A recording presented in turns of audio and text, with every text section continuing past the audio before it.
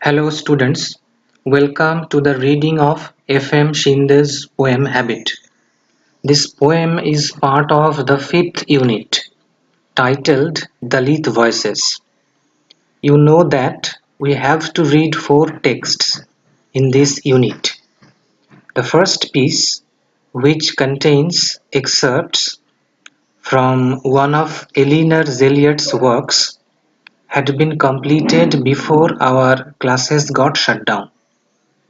That introductory piece introduced us to the meaning and scope of the terminology Dalit and the specific type of literature dedicated to the cause of the Dalits. Dalit literature, now we all know, does not reflect any leisurely or flippant engagement. Rather, it reflects a serious commitment, and a desperation to support and empower the struggle against casteism.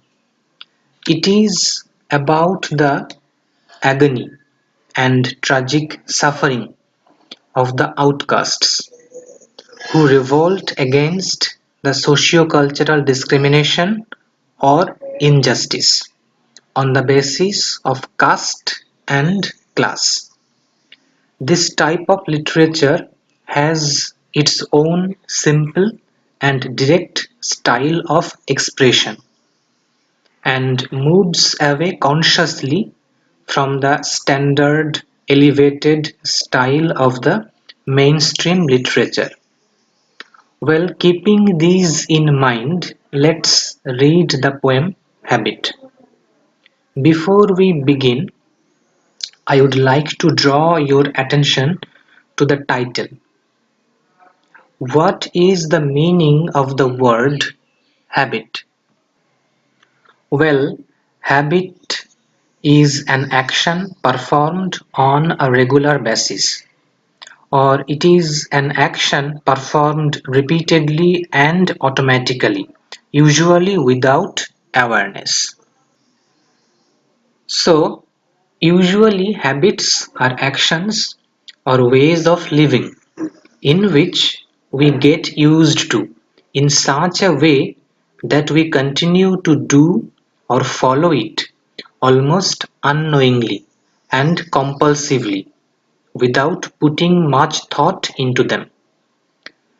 And once we get habituated to something, whether good or bad, it is very difficult to get rid of it. This is true of all habitual response. Even if something is painful or uncomfortable, once we get habituated to it, we learn to ignore or overlook the pain. Let me give you an example. Suppose you are from a remote village.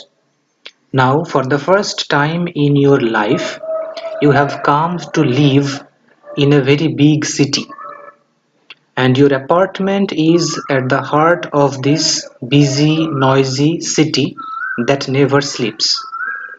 Then, for a first few nights, you will find it impossible to sleep amid such loud noise of traffic on the street right outside your apartment.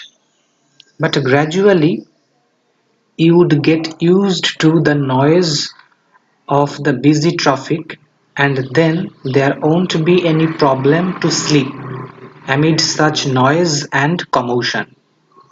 Now you are no longer bothered or disturbed by the noise that was painful for you a couple of weeks ago. This is true of all habitual response. If someone is forced to live a life of humiliation, misery, and deprivation, that person ultimately would get used to such a life whether he or she likes it or not. The person would stop complaining and he or she would ultimately accept everything as his or her destiny. The person would become mute and passive. Our poet F. M. Shinde argues a similar theory in this poem with regard to the inertness and passivity of the Dalits, who submit to a life of subjugation and lose the spirit to complain or protest. The Dalits are born in a society that has been treating them like subhuman creatures. Thus, subjugation or slavery has become synonymous with life for them. They are no longer moved by the humiliation because they are made to take this inequality and agony as normal or natural, like some daily habits. One is usually not bothered to change a habit. So are the Dalits. They have lost the power of their mind to think freely, or to raise a voice of protest, or to question critically. If you get this, the poem is very easy to understand, and I have spent this much time on the idea of habit and its relation to the theme of the poem only because it is the central metaphor or core idea in the poem.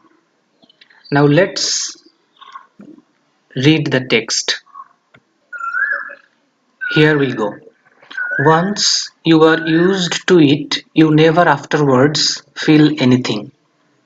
Your blood never more congeals nor flows, for wet mud has been slapped all over your bones. So, what does the poet say?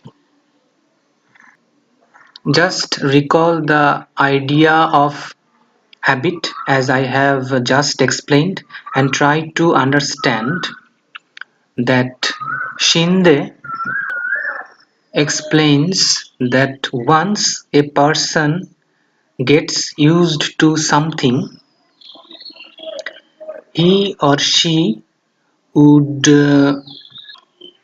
start treating it as normal or natural.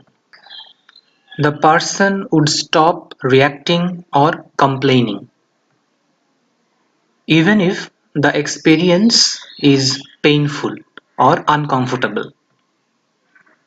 This is, according to the poet, the condition of the Dalits, who accept everything mutely and view suffering as their destiny. They lose their sensitivity. They lose the power of their mind to think freely. That is why the poet says, "You never afterwards feel anything." Next, your blood never more congeals nor flows, for wet mud has been slapped all over your bones. For this inertness or passivity, the Dalits have been compared to clay statues or idols by the poet.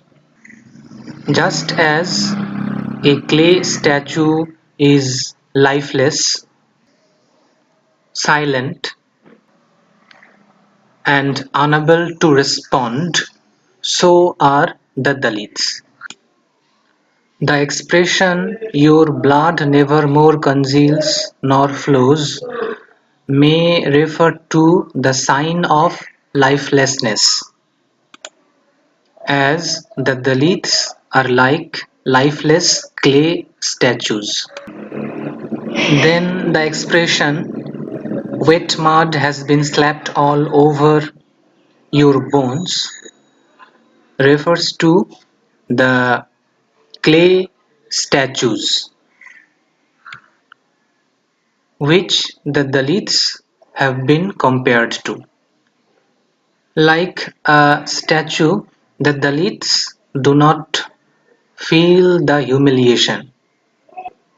This is because they have been subjected to a life of subjugation and humiliation, and this has been perpetuated by the society. It is the hegemony of casteism that actually makes them inert, passive, and mute sufferers. And so long as they are under this hegemony, or remain habituated to such a life of humiliation, they won't be able to protest.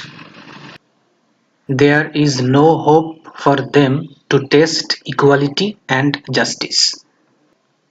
Next, once you are used to it, even the sorrow that visits you, sometimes in dreams, melts away embarrassed. Habit isn't used to breaking out in feelings. This is the conclusion the poet reaches. A person once habituated to pain would hardly feel the discomfort in it. Look at the text. Even the sorrow that visits you, sometimes in dreams, melts away embarrassed. For such an inert person who has got used to suffering, subjugation or humiliation is destiny. Probably the person accepts it as divine justice. Thus, he or she loses his critical judgment. And the poet says, habit isn't used to breaking out in feelings. That is, once a person gets habituated to something, he or she acts like a slave. Thus, the poet definitely tries to persuade the downtrodden that the Dalits must wake up and get rid of their inertness. Then only they would be in a position to claim justice and equality. Well, Shinde himself does not belong to any of the Dalit communities, but he chooses to contribute to Dalit literature, and this poem is a translation from original Marathi. Shinde is noted for his contribution to Marathi literature, and he received three state government awards. This poem shows the sensitivity of the poet who sympathizes with the downtrodden. In this poem, he attempts a psychological study to gain an insight into or understanding of the tragic reality, the life of subjugation and humiliation that the Dalits have been subjected to. Well, along with this video, you will get a link in the description box to download a critical appreciation of the poem. So download it and read. After that, let me know your problems. Well, so much for now. Thank you.